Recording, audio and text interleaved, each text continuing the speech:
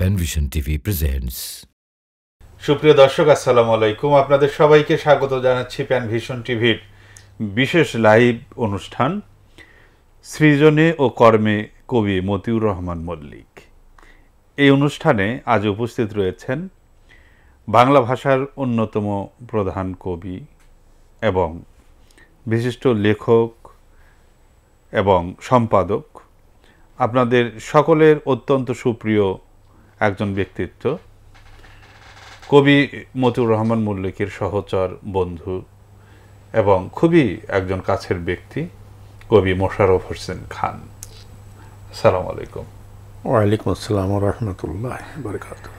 এবং আমাদের সাথে উপস্থিত আরও আছে আমাদের সকলের প্রিয় শিশু শিল্পী থেকে কৈশোরে পদার্পণ করেছে মাত্র শিল্পী জাহিন ইকবাল। আসসালামু আলাইকুম রহমতুল্লাহ। ওয়ালাইকুম আসসালাম রহমতুল্লাহ। মোশাররফ ভাই কেমন আছেন? আলহামদুলিল্লাহ আলহামদুলিল্লাহ ভালো আছি। জাহিন ইকবাল কেমন আছো? জি আলহামদুলিল্লাহ খুবই ভালো আছি। আজকের অনুষ্ঠানে তোমাকে এবং কবি মোশাররফ হোসেন খানকে স্বাগত জানাচ্ছি। আমরা আজ এমন একজন মহান ব্যক্তিকে নিয়ে এখানে আলোচনা এবং গানের জন্য বসেছি, যিনি ৮০ দশকের অন্যতম প্রধান একজন কবি, গীতিকবি এবং বহুমাত্রিক একজন লেখক। আমরা তার বিষয়ে কথা শুনবো আপনার কাছ থেকে এবং আমরা গান শুনবো। বিশেষ করে কবি মতিউর রহমান মল্লিকের সাথে গীতি কবিতাটা জড়িয়ে আছে বেশি, এই কারণে আমরা তার অসংখ্য গানের মধ্যে থেকে কয়েকটি গান শুনবো শিল্পী জাহিন ইকবালের কাছ থেকে। তো শুরুতে একটি ফোন রিসিভ করি, তারপরে ইনশাআল্লাহ আমরা গানে যাবো ইনশাআল্লাহ। আসসালামু আলাইকুম। জহির আলিম ভাই কেমন আছেন? আলহামদুলিল্লাহ ভালো আছি, আপনারা কেমন আছেন? আছি আলহামদুলিল্লাহ। আজকে দুইজন প্রিয় ব্যক্তিত্ব এখানে আছেন, একজন কবি মোশাররফ হোসেন খান এবং শিল্পী জাহিন ইকবাল। আপনি কার কাছ থেকে কি শুনতে চান? আমি শুধু দুইজন না, তিনজনের কাছ থেকে অনুষ্ঠানের শেষে টিক টিক টিক টিক জয় করিটা বাজে ঠিক ঠিক ভাবে এই গানটা শুনতে চাই। ধন্যবাদ জহির আলিম ভাই, আমাদের সাথে থাকবেন ইনশাআল্লাহ। ধন্যবাদ আপনাকে ফোন করার জন্য। আচ্ছা জাহিন ইকবাল, তুমি কোন গানটি গাইবা শুরুতে? জি, শুরুতেই আমি আমাদের প্রিয় কবি মতিউর রহমান মল্লিকের লেখা এবং সুর করা একটি হামদে বাড়ি তালা পরিবেশন করব। যেমন তুমি দিলে জমিন, দিয়েছো আসমান, সুখের সমাজ গড়তে দিলে তেমনি কোরআন, তোমার দয়ায় ফুরান, দয়ায় ফুরান, দয়ায় ফুরান। তৃষ্ণা নিবারণে দিলে স্বচ্ছ সাধু পানি, জঠর জ্বালা জোড়াতে আর ফল ফসল জানি। তৃষ্ণা নিবারণে দিলে স্বচ্ছ সাধু পানি, জঠর জ্বালা জোড়াতে আর ফল ফসল জানি। পথের দিশায় তেমনি দিলে, পথের দিশায় তেমনি দিলে রাসূলে আকরাম, রাসূলে আকরাম, রাসূলে আকরাম। যেমন তুমি দিলে জমিন, দিয়েছো আসমান, সুখের সমাজ গড়তে দিলে তেমনি কোরআন। তুমি দিলে চোখের আরাম, শান্ত নদীর বাঁক, গাছ গাছালির শাখায় শাখায় পাখ পাখালির ডাক দিলে, পাখ পাখালির ডাক। বৃষ্টি ঢেলে জীবন দিলে শুকনো মাটির বুকে, আদর সোহাগ দান করেছো নানা রঙের দুঃখে। বৃষ্টি ঢেলে জীবন দিলে শুকনো মাটির বুকে, আদর সোহাগ দান করেছো নানা রঙের দুঃখে। দান করেছো তেমনি তুমি, দান করেছো তেমনি তুমি, জ্ঞান আর বিজ্ঞান, জ্ঞান আর বিজ্ঞান, জ্ঞান আর বিজ্ঞান। যেমন তুমি দিলে জমিন, দিয়েছো আসমান, সুখের সমাজ গড়তে দিলে তেমনি কোরআন। তোমার দয়ায় ফুরান, দয়ায় ফুরান, দয়ায় ফুরান, দয়ায় ফুরান। ধন্যবাদ। ধন্যবাদ জাহিন ইকবাল। মাশাআল্লাহ, মাশাআল্লাহ। তো কবি মোশাররফ হোসেন খান, আপনি ৮০-র দশকে আপনারা যখন কাজ শুরু করেন তখন কবি মতিউর রহমান মল্লিক সহযোগে, মানে একসাথে আপনারা কাজ শুরু করেছিলেন। কবি মতিউর রহমান মল্লিকের সাথে আপনার পরিচয় কিভাবে? শুধু দর্শক শ্রোতা, আসসালামু আলাইকুম ওয়া রাহমাতুল্লাহ। কবি মতিউর রহমান মল্লিক এর সাথে আমার প্রথম যোগাযোগ হয় আমি যখন যশোরে 1978 সালে আমি যশোরে আসি। এরপরে লেখালেখির মাধ্যমেই প্রথমত পরিচয়।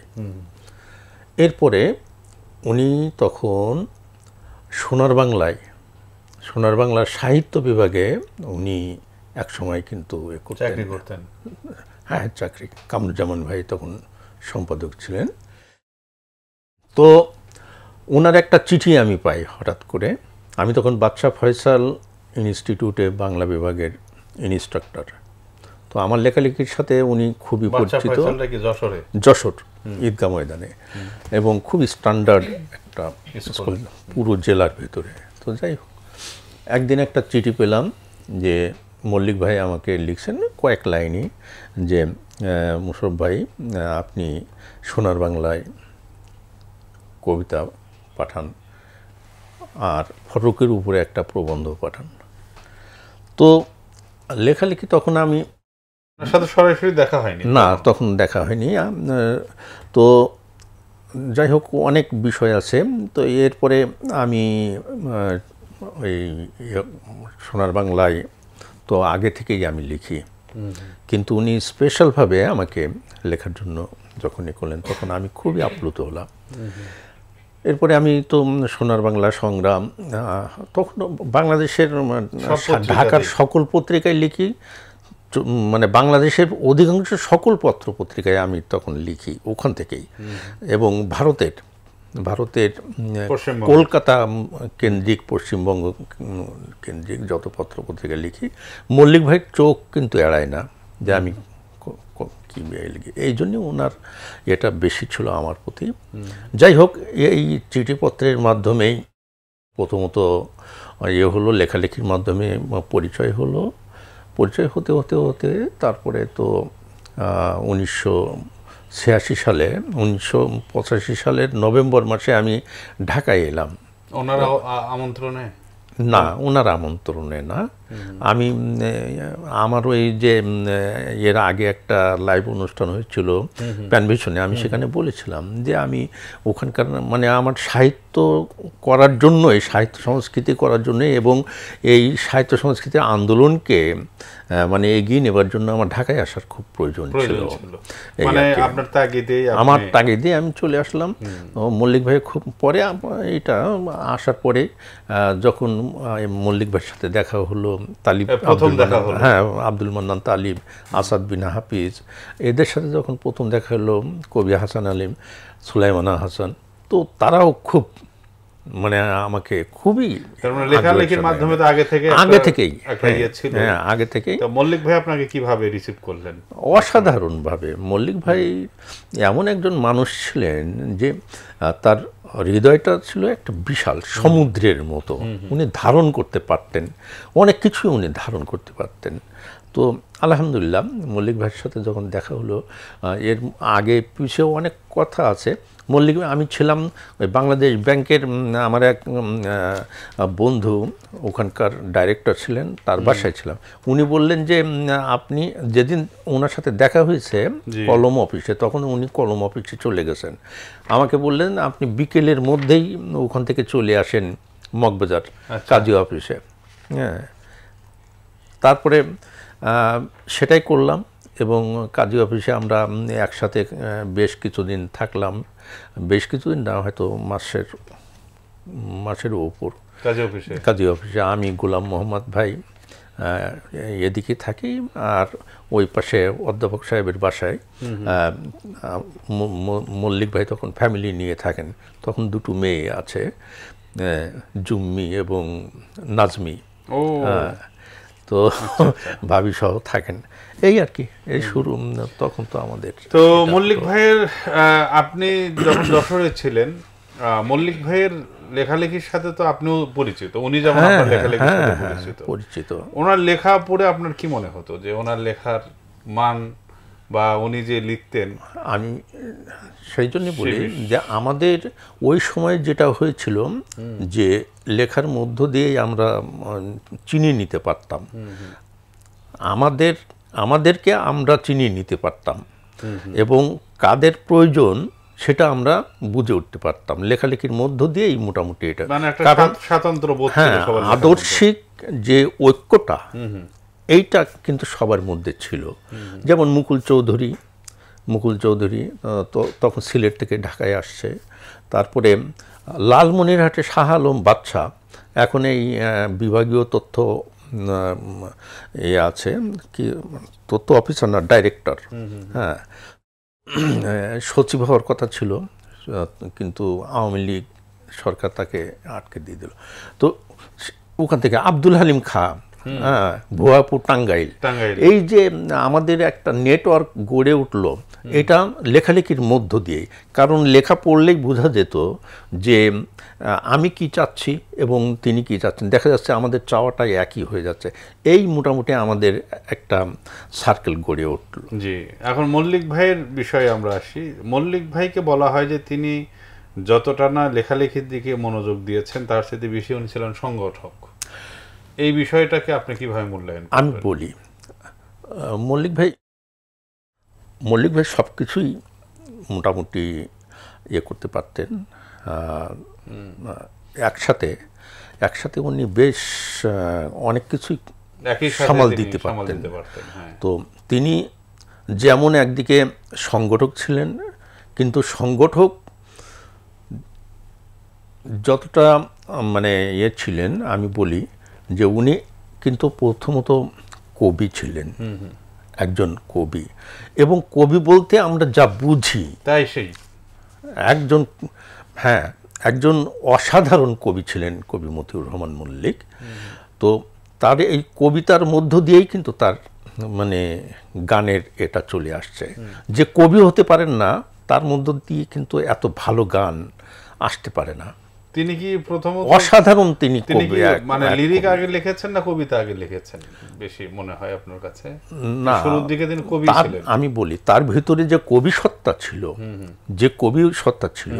সেই কবি সত্তার মধ্য দিয়েই তার গানের এটা চলে আসছে, এটা না হলে হয় না।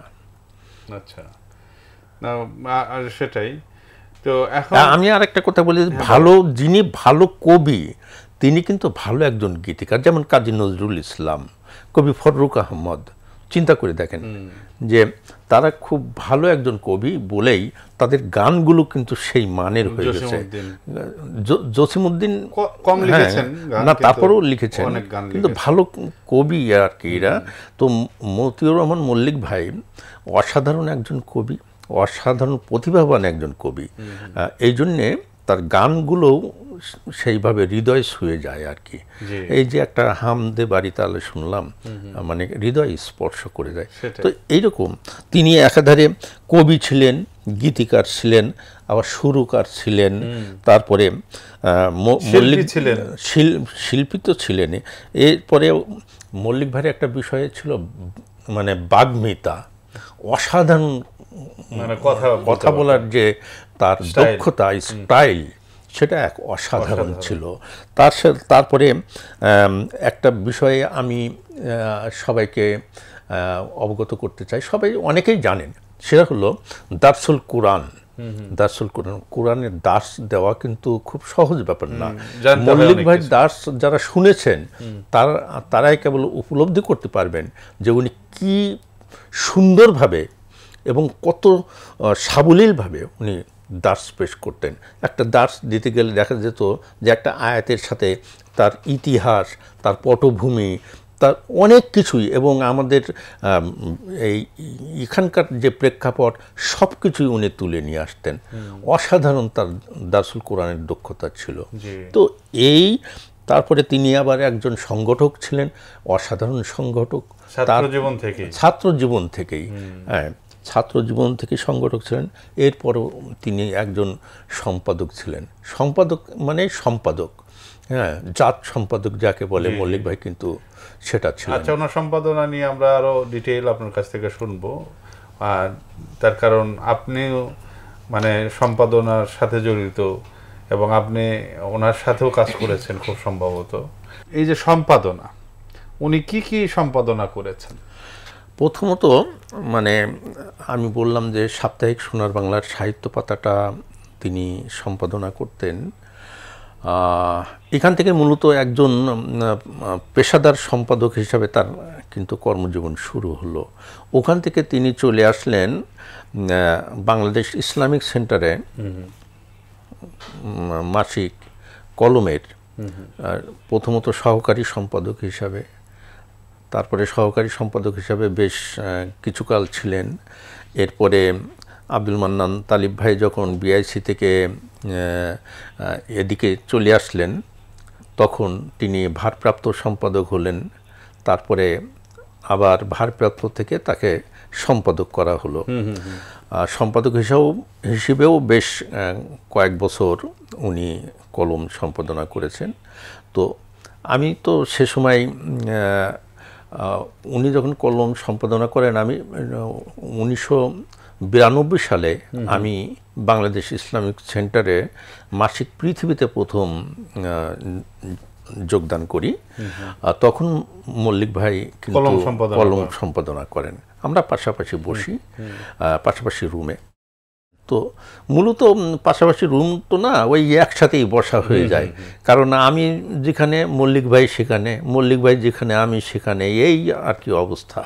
তো মল্লিক ভাই তো দেখতাম মানে একটা লেখা সম্পাদনা করার জন্য যে পরিশ্রম করতে হয়, সেই পরিশ্রম আমি তো সম্পাদনা করি অনেক আগে থেকে আমি জানি। তো আমি দেখতাম যে অসাধারণ তিনি সম্পাদনা করতেন। এক একটা লেখার পিছনে অনেক পরিশ্রম তিনি করতেন, বিশেষ করে নতুন লেখকদের জন্য লেখা দেখা যাচ্ছে যে অনেক কিছু পরিবর্তন করে, হ্যাঁ, অনেক, মানে বিশেষ করে এরা উঠতি লেখক যারা, তাদের জন্য এই পরিশ্রমটা করতেন। আমারও করতে হয়েছে পরবর্তীতে, এখনো করতে হয়। তো সম্পাদনার ক্ষেত্রে তাকে দেখেছি একজন অসাধারণ সম্পাদক। আব্দুল মান্নান সৈয়দ মল্লিক ভাইকে খুবই করতেন, স্নেহ করতেন, এবং ছাত্র ছিলেন। আব্দুল মান্নান সৈয়দের ছাত্র ছিলেন জগন্নাথ বিশ্ববিদ্যালয়ে। তো উনি কিন্তু বলতেন যে মল্লিক জাত সম্পাদক, এবং তিনি খুব পছন্দ করতেন মল্লিক। হ্যাঁ, পছন্দ করতেন। তো এই কথাগুলো আমরা আবারও শুনবো একটু, আমরা একটা ছোট্ট বিরতিতে যাব। সুপ্রিয় দর্শক, আপনারা দেখছেন সৃজনে ও কর্মে কবি মতিউর রহমান মল্লিক। তিনি একজন অসাধারণ কবি ছিলেন।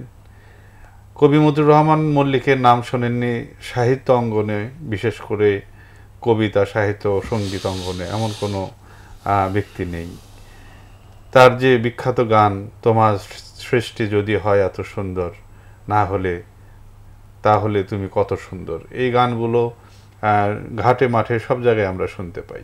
তো এই গানও শুনবো আমরা, এবং এরপরে আমরা আরও কথাও শুনবো। চলুন আমরা ছোট্ট একটা বিরতি থেকে ফিরে আসি। সুপ্রিয় দর্শক, আমরা আবারও বিরতির পর ফিরে এলাম আমাদের আজকের অনুষ্ঠানে। কবি মতিউর রহমান মল্লিককে নিয়ে আমাদের আজকের এই আয়োজন। তাকে নিয়ে আমরা আলোচনা শুনছি এবং তার লেখা গান শুনছিলাম। আমরা বিরতি থেকে ফিরে এসে এ পর্যায়ে আমরা আবার গানের ভুবনে যাব। সে কোন বন্ধু বলো বেশি বিশ্বস্ত, কার কাছে মন খুলে দেয়া যায়, কার কাছে সব কথা বলা যায়, হওয়া যায় বেশি আশ্বস্ত। তার নাম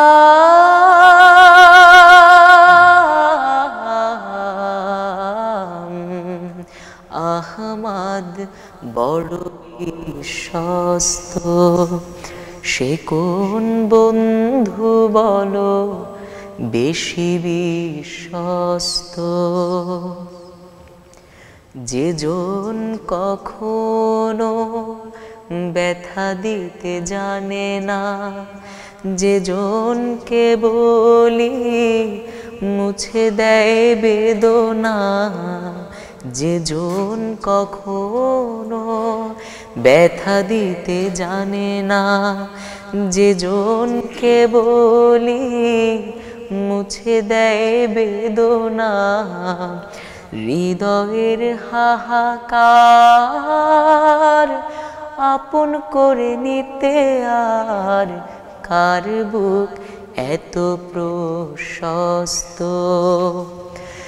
তার নাম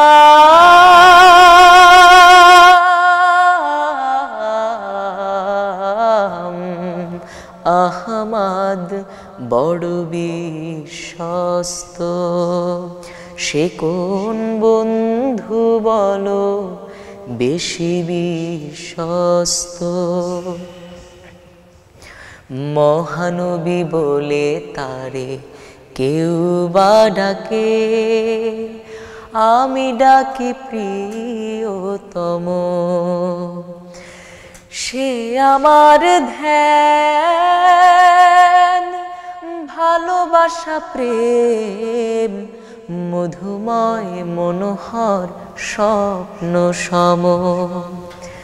যে জন করুণার অনুপম উপমা, যার মতো দরদি কোথাও আর মেলে না। যে জন করুণার অনুপম উপমা, যার মতো মরমি কোথাও আর মেলে না। জীবনের আঙিনায় আবাদ করে নিতে আর কার বুক এত প্রশস্ত। তার নাম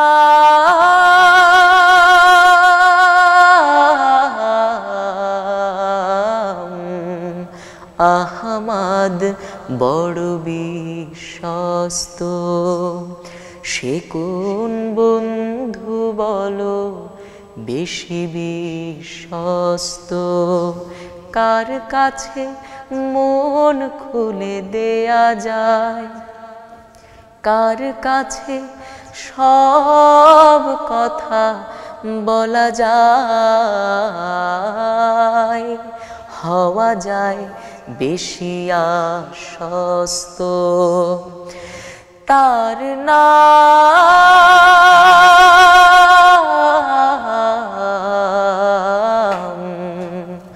আহমদ বড় বিশ্বস্ত। সে কোন বন্ধু বলো বেশি বিশ্বস্ত, সে কোন বন্ধু বলো বেশি বিশ্বস্ত। খুবই চমৎকার, সাধারণ একটি নাতে রাসূল। মোশাররফ ভাই, আমার ব্যক্তিগত বিবেচনায়, যদিও আমার জানাশোনা যে খুব বেশি তা না, তবে আমার মনে হয় যে এই নাতে রাসূলটি যদি আমরা গ্রেডিংয়ের মধ্যে নিয়ে আসি, তাহলে একেবারে শুরুর দিকে আমরা এই নাতে রাসূলটাকে রাখতে পারি।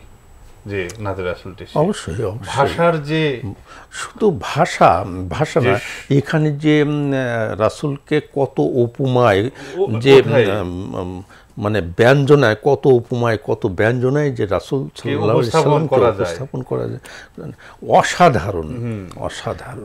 এই নাতে রাসূলটা আমি প্রায়ই শুনি, এবং বিভিন্ন শিল্পী বিভিন্ন ভাবে আবেগ দিয়ে গিয়ে গায় এই গানটি।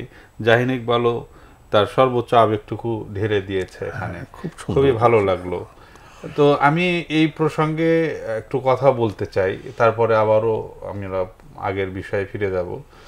সেটি হলো যে মল্লিক ভাইয়ের যে ভাষার যে প্রয়োগ, তার মানে সব কিছুতে, কবিতায়, গানে, প্রবন্ধে, এই ভাষার যে একটা স্বাতন্ত্র যে একটা বিষয় রয়েছে, এই বিষয়ে যদি একটু কথা বলতেন। হ্যাঁ, এটা আসলে আমি যেটা করছিলাম, আমি এটা বলবো বলেই করছিলাম যে মল্লিক ভাইয়ের যে কবিতা এবং গানের যে বৈশিষ্ট্য, তার মানে শব্দগত এবং বাক্যের যে সুনিপুণ গাঁথুনি এবং উপমা উৎপ্রেক্ষার যে মানে ব্যঞ্জনা, সব কিছু মিলিয়ে এক অসাধারণ।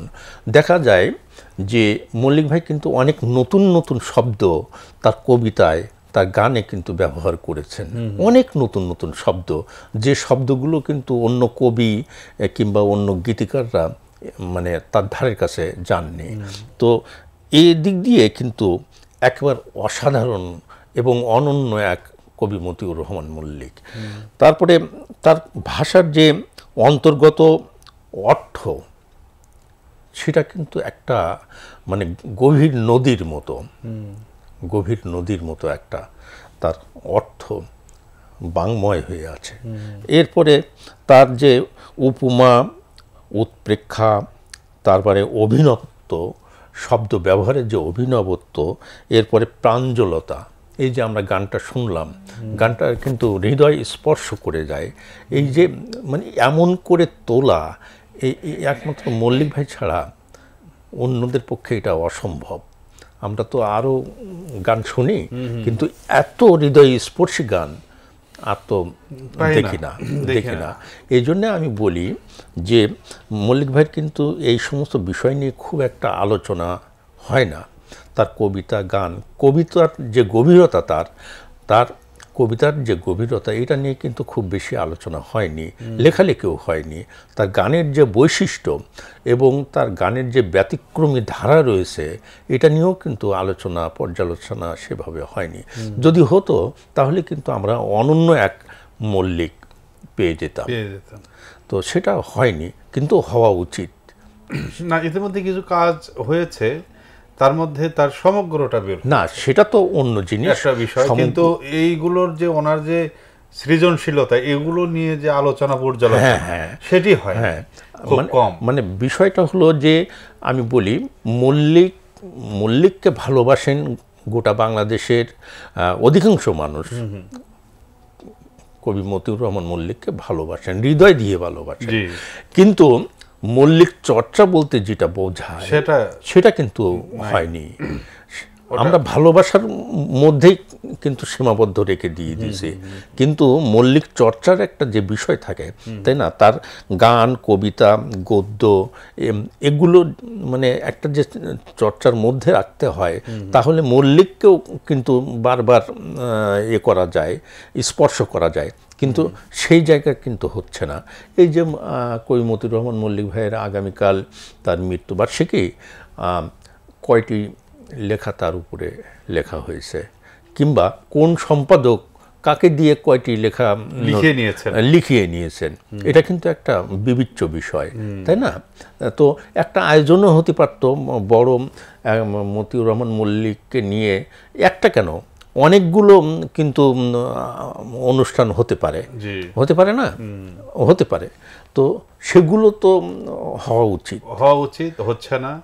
আমরা প্যান ভিশন টিভি তার দায়বদ্ধতা থেকে সেটাই আমি বলতে চাইছিলাম, যে কাজটি আরো বৃহৎ পরিসরে হওয়া উচিত ছিল, সে কাজটির কিছুটা দায়, কিছুটা ঋণ পরিশোধ করলো প্যান ভিশন টেলিভিশন। এজন্য প্যান ভিশন টেলিভিশনকে আমি আমার পক্ষ থেকে অনেক অনেক ধন্যবাদ জানাচ্ছি তাদের এই দায়বদ্ধতা পালন করার জন্য। ধন্যবাদ মোশাররফ ভাই আপনাকে। আসলে প্যান ভিশন টিভি সবসময়ই আমাদের যে কবি এবং লেখকগণ এই পৃথিবীর সফর শেষ করেছেন তাদেরকে আমরা এখানে উপস্থাপন করি, তার কারণ তাদের আলোচনা না হলে, তাদের সাহিত্য না পড়লে আমরা যেমন তাদেরকে জানতে পারবো না, তাদের সেই অনন্য লেখাগুলো থেকে যে শিক্ষা নেওয়া আমাদের সেটাও সম্ভব হবে না। এই এখানে আরেকটুখানি কথা আমি যোগ করি,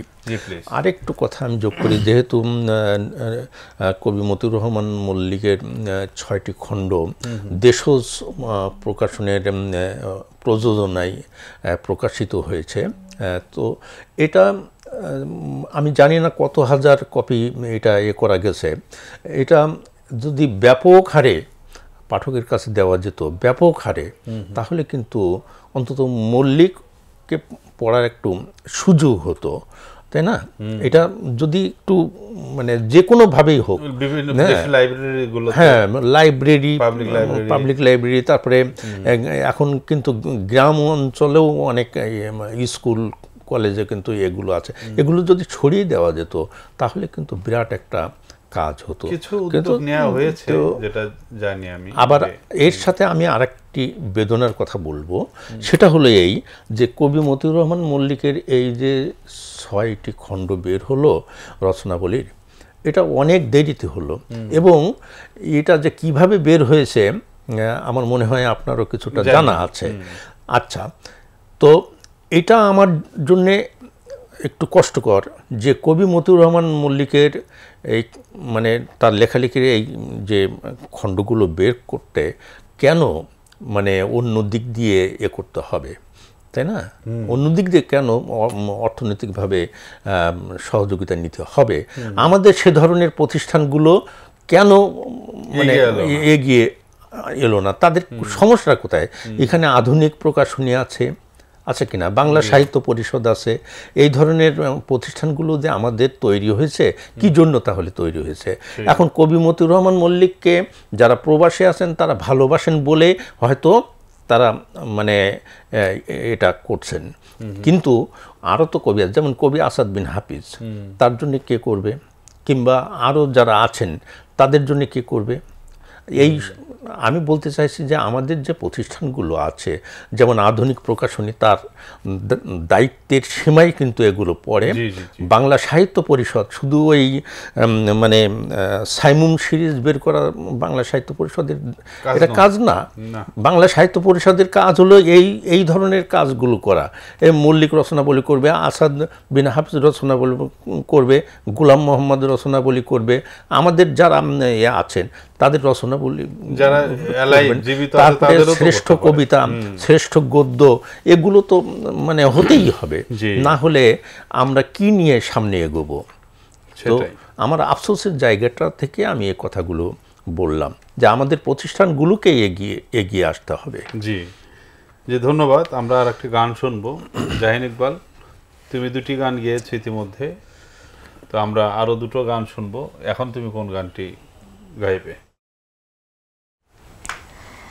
এখন কবি মতিউর রহমান মল্লিক তারই লেখা এবং সুর করা একটি মরবিজ্ঞান পরিবেশন করব। পৃথিবী আমার আসল ঠিকানা নয়, মরণ একদিন মুছে দেবে সকল রঙিন পরিচয়। পৃথিবী আমার আসল ঠিকানা নয়, মরণ একদিন মুছে দেবে সকল রঙিন পরিচয়। পৃথিবী আমার আসল ঠিকানা নয়। মিছে মানুষের বন্ধন, মিছে মায়া স্নেহ প্রীতি ক্রন্দন, মিছে মানুষের বন্ধন, মিছে মায়া স্নেহ প্রীতি ক্রন্দন, মিছে জীবনে রংধনু সাত রং, মিছে জীবনে রংধনু সাত রং, মিছে দুদিনের অভিনয়। মরণ একদিন মুছে দেবে সকল রঙিন পরিচয়।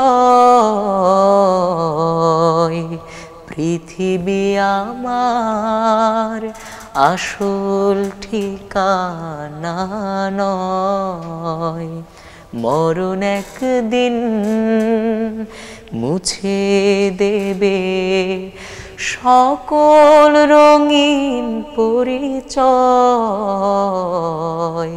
পৃথিবী আমার আসল ঠিকানা নয়। মিছে ক্ষমতার দ্বন্দ্ব, মিছে গান কবিতার ছন্দ, মিছে ক্ষমতার দ্বন্দ্ব, মিছে গান কবিতার ছন্দ, মিছে অভিনয় নাটকের মঞ্চে, মিছে অভিনয় নাটকের মঞ্চে, মিছে জয় আর পরাজয়। মরণ একদিন মুছে দেবে সকল রঙিন পরিচয়।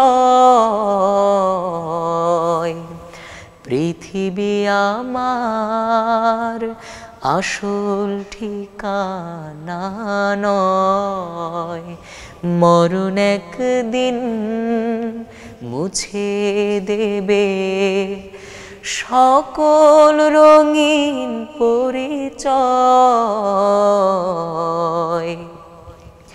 পৃথিবী আমার আসল ঠিকানা নয়।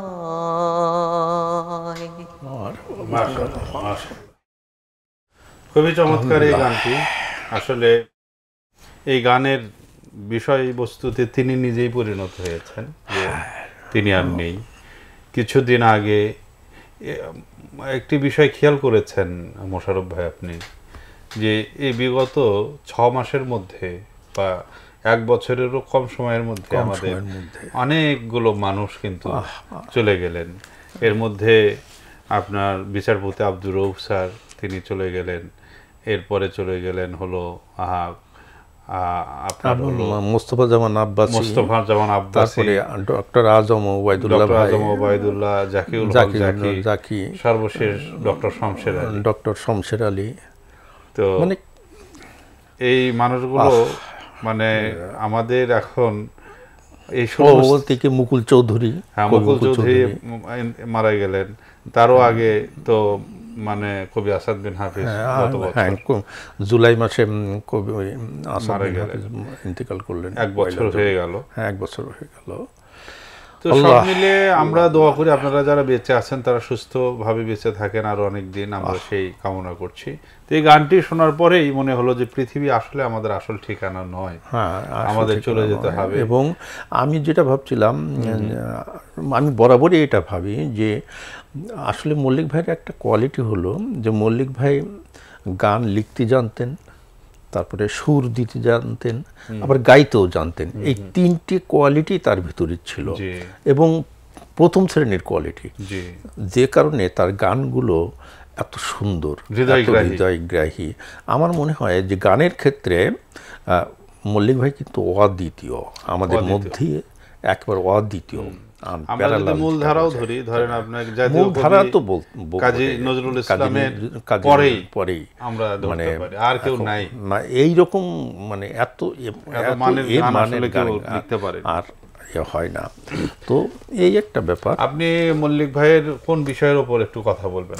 আমি এখন একটা বিষয় নিয়ে কথা বলবো, সেটা হলো মল্লিক ভাইয়ের মানে কবিতা গ্রন্থ কিন্তু অনেক পরে বেরিয়েছে, সে বিষয়টা নিয়ে একটু কথা বলি। প্রথমত যে আমি ঢাকায় আসার পরে 86 সালেই এপ্রিল মাসে আমার কিন্তু প্রথম কাব্যগ্রন্থ বের হয়, হৃদয় দিয়ে আগুন। তো এই যে কাব্যগ্রন্থ, আমার তো বহু কবিতা যশোরে থাকতে তো মানে লেখা, আবার এখানে এসে লেখা, অঢেল কবিতার ভেতর থেকে কিন্তু মল্লিক ভাই কবিতা নির্বাচন করে দিয়েছিলেন।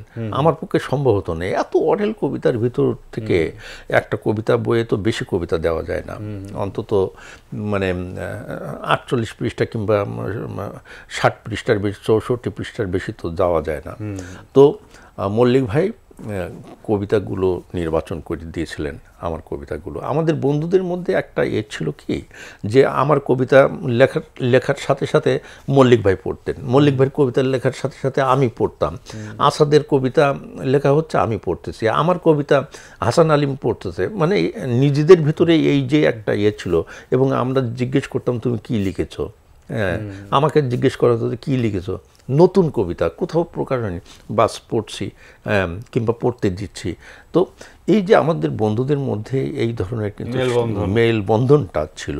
তো যাই হোক, আমার কবিতার বই এটা হওয়ার পরে 86 সালে আমার আগে শুধু হাসান আলিমের একটা কবিতার বই বের হয়েছিল, তখনও মল্লিক ভাইয়ের বই বের হয়নি। না, মল্লিক ভাইয়ের বই বের হয়নি। তো মল্লিক ভাইকে তো আমরা খুব খুবই চাপাচাপি করতাম বই বের করার জন্য। মল্লিক ভাইয়ের একটা ব্যাপার ছিল, স্বভাবজাত একটা ব্যাপার, যে আবেগ আসলো 2 লাইন লিখলেন, লেখার পরে দেখা গেল যে বাস আবেগ চলে গেল, ওইভাবে ফেলে রেখে চলে গেলেন উনি।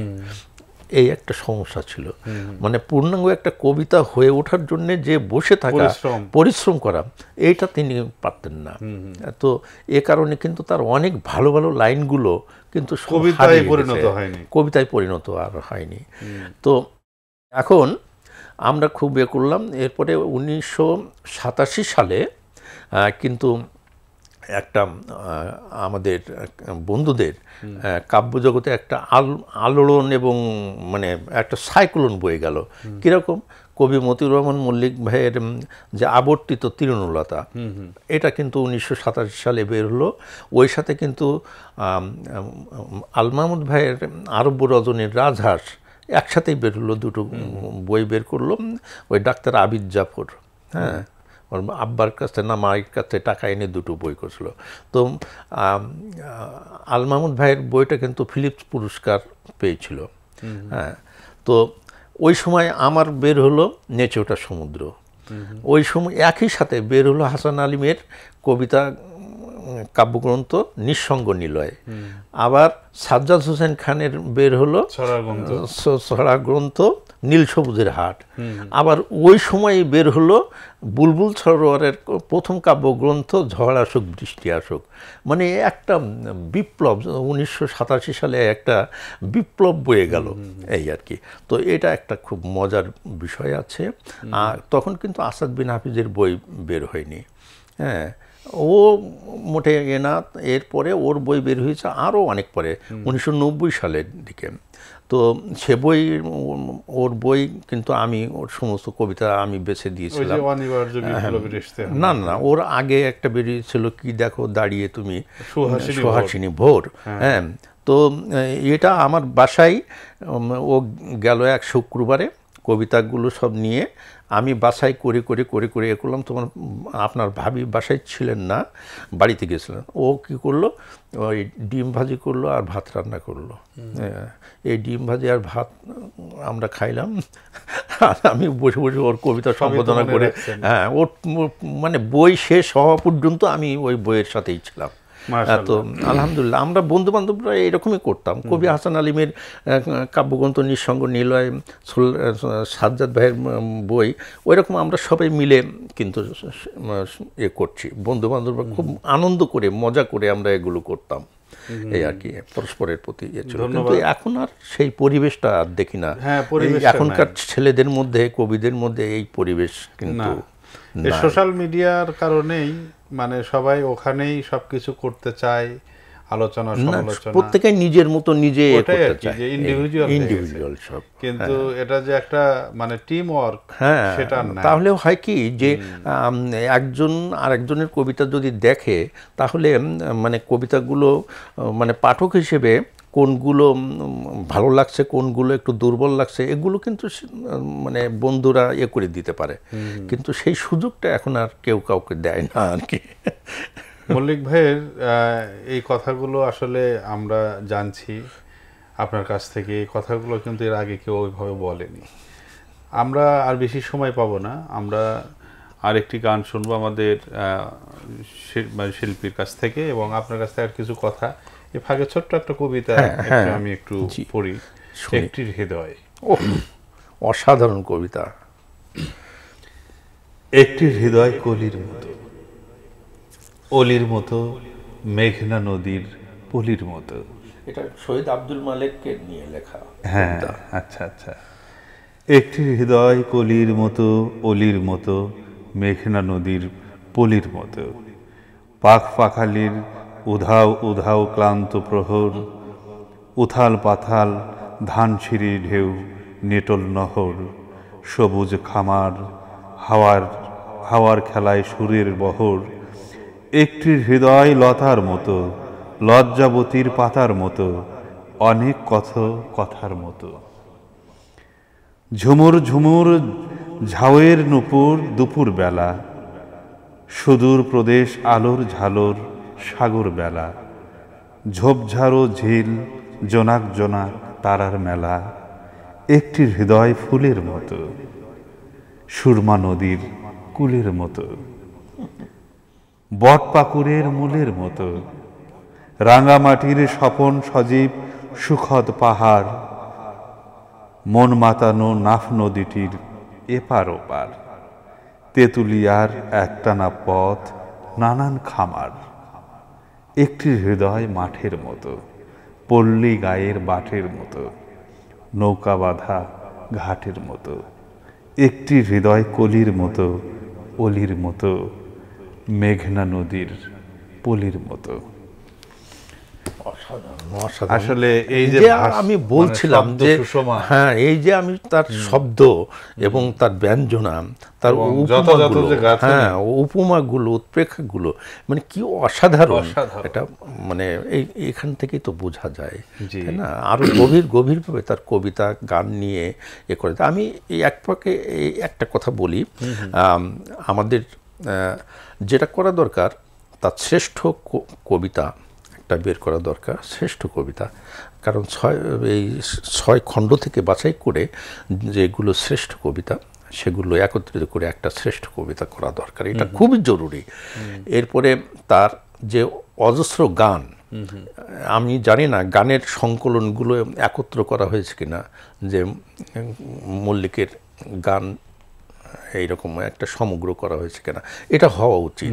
এই যে ছড়িয়ে ছিটিয়ে বিভিন্ন খণ্ডে আছে তা না, শ্রেষ্ঠ কবিতা এবং গানের সংকলন, গানের একেবারে পুরো গানগুলো যা আছে সবগুলো নিয়ে, মানে গীতাঞ্জলি যে মতো, কিংবা গীতাঞ্জলি বলছে মানে মতিউর রহমান মল্লিকের মানে গান, এইরকম একটা মল্লিকের গান, তো এগুলো হওয়া দরকার। এগুলো হবে, আশা করছি। আপনারা পরামর্শ রাখছেন এই অনুষ্ঠানে, কেউ না কেউ করবে, আমরাও করব, সে আশা রাখছি। না, কেউ না, এটা এগুলো প্রাতিষ্ঠানিকভাবে হতে হবে, কারণ ব্যক্তিগতভাবে একজন 5 লাখ টাকা দিয়ে করলেন, কিন্তু এটা তো ওইভাবে না, কিন্তু প্রতিষ্ঠান করলে সেটা চারদিকে ছড়িয়ে যাবে, তাই না? এটা হওয়া দরকার। যেমন ঐতিহ্য করতেছে, তাই না? ঐতিহ্য কিন্তু আল মাহমুদের করছে, ফরুক আহমদের করছে, আরো অনেকের ইয়ে করছে। তো এইরকম আরো প্রতিষ্ঠান আছে যারা করে, আমাদেরও অন্তত এক সময় হয়তো বাংলা একাডেমি হয়তো করবে, আমরা আশা করছি, সে আশাও আমরা রাখবো ইনশাআল্লাহ। বাংলা একাডেমি করবে, সেটা বাংলা একাডেমি করবে, কিন্তু আমার একটা জিনিস বুঝতে হবে যে মল্লিক ভাই কিংবা আসাদ বিন হাফিজ কিংবা মুকুল চৌধুরী, গোলাম মোহাম্মদ আমাদের ভিতর থেকে আসছে, আমাদের ভেতর থেকেই চলে গেছেন, তাহলে আমাদেরই তো আগে করতে হবে। বাংলা একাডেমি করবে কি করবে না সে অপেক্ষা আমাদের করার দরকার নাই, আমাদেরই করতে হবে, সেটাই করতে হবে, এটাই হলো প্রধানতম কাজ। তারা যদি করে তো করবে, তাই না? তো মোশাররফ ভাই, আপনি তো কথার জাদুকর, আপনার কথার ফাঁদে পড়ে গেলে তো সময় জ্ঞান থাকে না কারোরই। আপনি এত সুন্দর করে কথা বলেন, যেটা মল্লিক ভাইও কিন্তু খুবই সুন্দর করে কথা বলতে পারতেন, অসম্ভব। তো সেটি আপনি কিছুটা মল্লিক ভাইয়ের ছায়া আমি আপনার মধ্যে দেখি কথা বলার ক্ষেত্রে। তো এক্ষেত্রে আমরা আসলে আরো একটু কথা আপনার শুনতে পারলে ভালো লাগতো। না, একটা কথা আমাকে বলতে হবে, সেই কথাটা আমরা শুনবো, একটা গান শুনে, অবশ্যই, এবং আপনার সেই কথার মধ্য দিয়েই আমাদের অনুষ্ঠান ইনশাআল্লাহ। জাহিন ইকবাল, তুমি আমাদের আলোচনায় তো অংশগ্রহণ করেছো, নিশ্চয়ই শুনছো বিষয়গুলো, কেমন লাগছিল আলোচনা তোমার কাছে? জি, খুবই ভালো লাগছিল। কিছু অনেক অজানাকে জানলাম, কারণ যেমন মতিউর রহমান মল্লিক, তার সাথে তা আমার কোনো স্মৃতিই নেই বললেই চলে, কারণ তোমার জন্মের 3 বছর পরে মারা গেছেন সম্ভবত, 1 বছর পরে। যাক, আমরা এখন তোমার একটি গান শুনবো, কোন গানটি তুমি পরিবেশন করবে বলো? জি, এই পর্যায়ে আমি একটি জাগরণী মূলক গান পরিবেশন করব। এই গানটিও তিনি লিখেছেন এবং সুর করেছেন।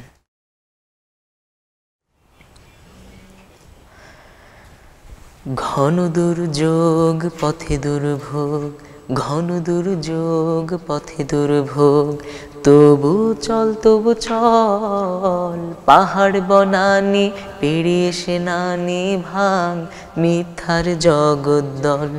ঘন দুর্যোগ পথে দুর্ভোগ, তবু চল পাহাড় বনানি পেরিয়ে সে নানি ভাঙ মিথ্যার জগদ্দল। ঘন দুর্যোগ পথে দুর্ভোগ, ঘন দুর্যোগ পথে দুর্ভোগ। মাজলুমানের মৃত্যু তুহিন হৃদয়ে, আনাশ্বাস রক্ত সূর্য উদয়ে। মাজলুমানের মৃত্যু তুহিন হৃদয়ে,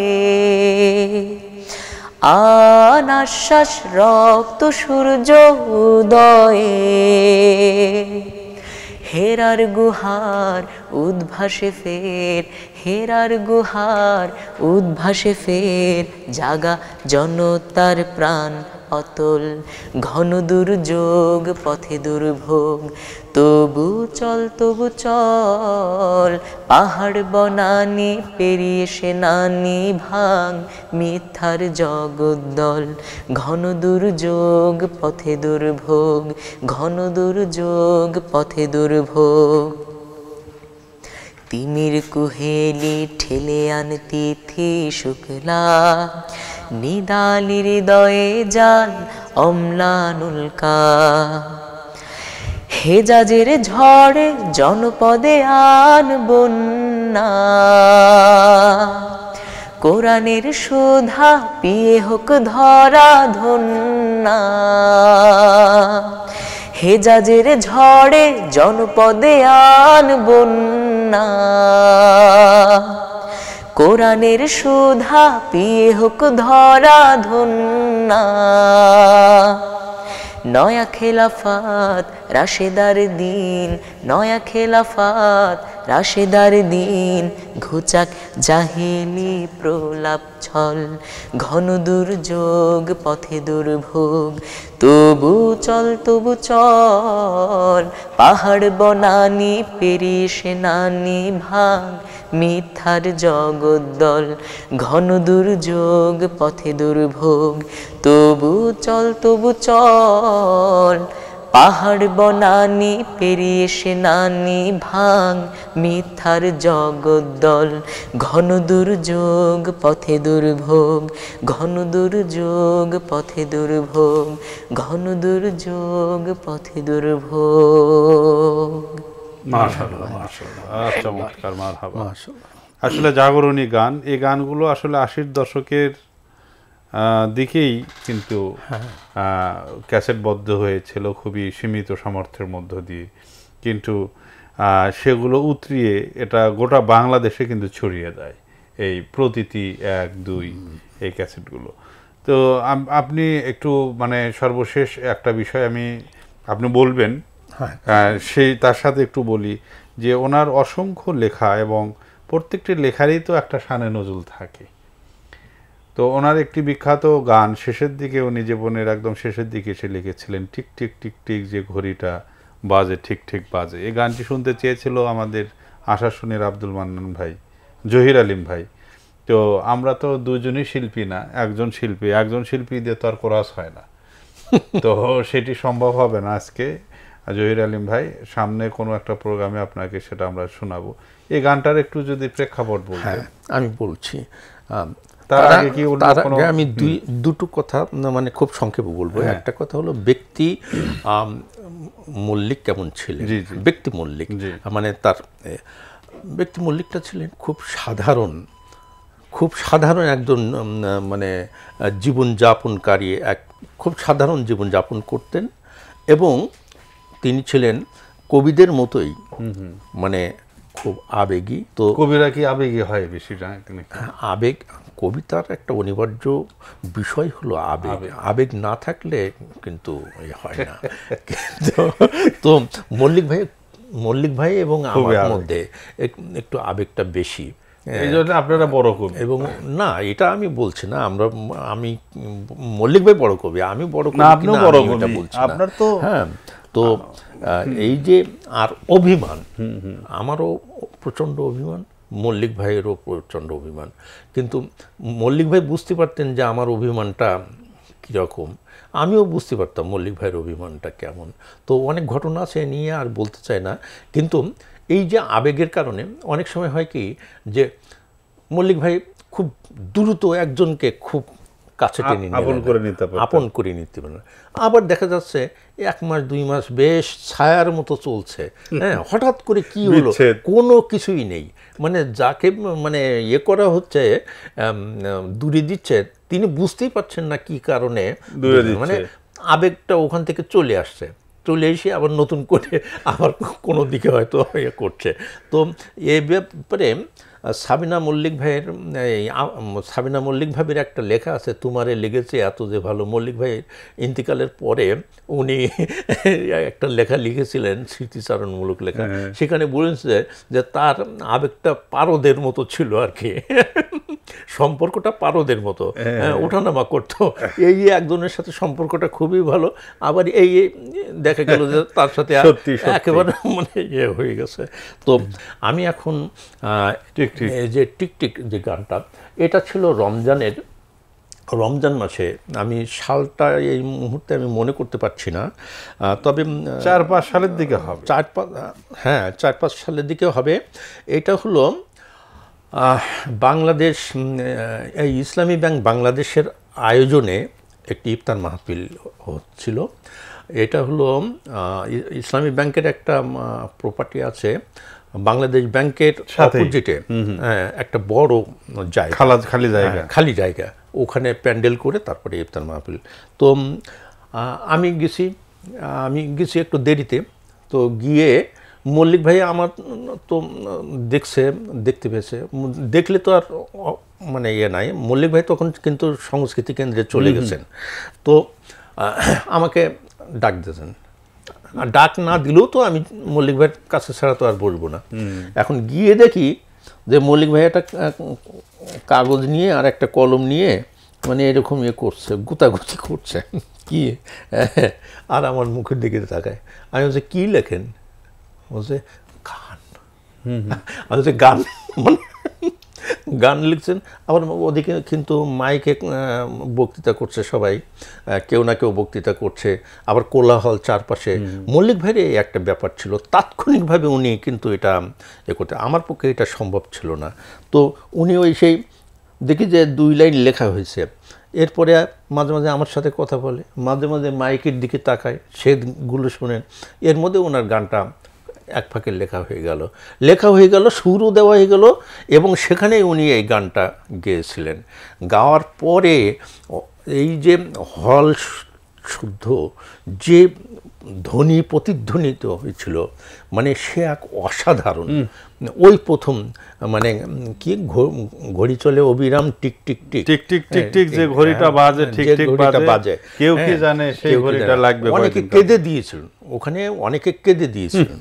তো এই স্মৃতিটা এখনো আমার মানে হৃদয়ে স্পর্শ করে আছে এই স্মৃতি। তো আল্লাহ পাক মতিউর রহমান মল্লিক ভাইকে, আমার একান্ত বন্ধু, খুব কাছের মানুষ, আমি লিখছিলাম খুব কাছের মানুষ, আপনজন একটা প্রবন্ধ লিখছিলাম। তো যাই হোক, মানে অসাধারণ অনেক স্মৃতি রয়েছে, এক অধিবেশনে এগুলো বলা সম্ভব না। এটা আমরা এই বিষয়গুলো নিয়ে আলোচনা করব ইনশাআল্লাহ, পরে হবে ইনশাআল্লাহ। তো ধন্যবাদ কবি মোশাররফ হোসেন খান, আপনার এই অসাধারণ আজকের এই কথাগুলো। এটা আমাদের শিশু শিল্পী বা কিশোর শিল্পী জাহিন ইকবালও বললো যে সে নতুন শুনলো। আসলে এই প্রজন্মই তো আমাদের টার্গেট, তারাই তো সামনে আমাদের এই দেশ নির্মাণ করবে, তারা অনেক বড় কবি হবে, মানে তারা অনেক কিছু করবে। তো আপনার এই কথাগুলোর মধ্য দিয়ে আসলে নতুন প্রজন্ম অনেক রসদ পেল কবি মতিউর রহমান মল্লিকের বিষয়ে। তো আমরা বিষয়ভিত্তিক আরও আলোচনা হয়তো সামনে করতে পারবো, তার লেখা নিয়ে, তার জীবনের বিভিন্ন দিক বিভাগ, সেটাই হওয়া উচিত, সেগুলো আমরা করব। তো আপনাকে ধন্যবাদ জানাচ্ছি আজকের এই অনুষ্ঠানে এসে সময় দেওয়ার জন্য। ধন্যবাদ। আমাকে না দেওয়ার দরকার নেই, বরং আমি ধন্যবাদ দিচ্ছি প্যানভিশনকে, আপনাকে এবং জাহিনকে, যে অন্তত এই অনুষ্ঠানকে একটা স্মৃতিফলক হিসাবে রাখা গেল। দর্শকদের অন্তত যারা মল্লিক ভাইকে ভালোবাসেন তাদের জন্য অন্তত যে কিছু করা গেল, এর জন্যে আমি অনেক ধন্যবাদ দিচ্ছি প্যানভিশনকে। শুধু দর্শক শ্রোতা, আপনাদেরকেও অনেক ধন্যবাদ। মূল্যবান সময় নষ্ট করে আপনারা যে এই অনুষ্ঠান দেখছেন, এই জন্য অনেক ধন্যবাদ। আপনারা ভালো থাকুন, সুস্থ থাকুন। আপনাদের জন্য দোয়া রইল, আমার জন্যও দোয়া করবেন, প্যানভিশনের জন্য দোয়া করবেন, আর এখানে যারা উপস্থিত আছে তাদের জন্য দোয়া চাই। জি, ধন্যবাদ। জাহিন ইকবাল, তোমাকেও ধন্যবাদ, তুমি এসে সময় দিয়েছ। স্টুডেন্ট মানুষ, পড়ালেখা আর চাপ থাকে, তার মধ্যে তুমি এসে সময় দিয়েছো, ধন্যবাদ জানাচ্ছি তোমাকে। জি, আমিও ধন্যবাদ জানাচ্ছি আপনাদেরকে সুন্দর একটি অনুষ্ঠান আয়োজন করার জন্য। যেহেতু কবি মতিউর রহমান মল্লিককে আমাদের চাচু বললেন যে যারা ভালোবাসে তারা তো মানে ভালোবাসে, অন্তর দিয়ে ভালোবাসে। আবার কিছু কিছু আছে না, মানে মল্লিক আঙ্কেল সম্পর্কে তো অনেকেই অনেক কিছুই জানেন না। তো সেই সম্পর্কে যে আজকে যে আলোচনা করা হলো এবং তার যে স্মৃতিচারণ করা হলো সেটি খুবই মূল্যবান এবং খুবই সুন্দর করে আয়োজন করা হয়েছে, এবং আমাকেও আমন্ত্রণ করার জন্য অনেক অনেক ধন্যবাদ জানাচ্ছি। তো আজকের মতো একটু আমরা শেষ করি। সুপ্রিয় দর্শক, আমরা এতক্ষণ পর্যন্ত দেখলাম সৃজনে কর্মে কবি মতিউর রহমান মল্লিক অনুষ্ঠানটি। এই অনুষ্ঠানটি আমরা প্রত্যেক বছরই আগস্ট মাসে করে থাকি, হয় 12 আগস্ট অথবা 11 এর মধ্যে আমরা করি। তো এই অনুষ্ঠানগুলোর মাধ্যমে আমরা কবিকে জানছি, আগামী দিনে আরও জানবো আমরা, এবং তার যে লেখা, তার যে সৃজনশীলতা বা যে সৃষ্টিকর্ম, এগুলো নিয়ে আমরা যত বেশি চর্চা করব তত বেশি আমরা নিজেরাই উপকৃত হব এবং একটি সুন্দর দেশ এবং একটি সুন্দর জাতি গঠনে তার লেখাগুলো সহায়ক ভূমিকা পালন করবে আশা রেখে আজকের অনুষ্ঠান এখানেই শেষ করছি। আসসালামু আলাইকুম ওয়া রাহমাতুল্লাহ।